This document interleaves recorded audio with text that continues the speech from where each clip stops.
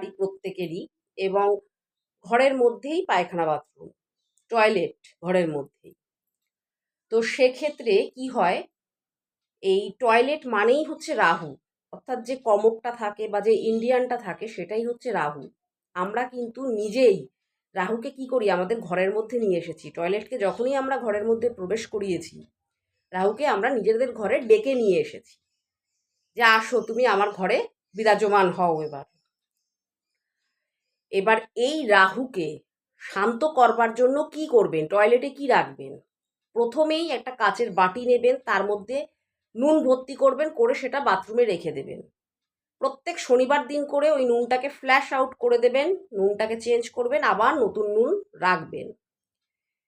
এবং এক্ষেত্রে আমি বলবো, যদি পিঙ্ক সল্ট ব্যবহার করতে পারেন, অর্থাৎ র সল্ট, যেটা সামুদ্রিক লবণ যেটাকে বলা হয়, সেটা ব্যবহার করতে পারেন, সেটাতেও আপনি উপকার পাবেন। সেই নুনটা না পেলে আপনি রান্নায় যে নুন ব্যবহার করেন সেই নুন আপনি ব্যবহার করতে পারেন। এর ফলে কি হবে, রাহু শান্ত থাকবে। এবং এর সাথে আপনারা ফিটকিরিও রাখতে পারেন।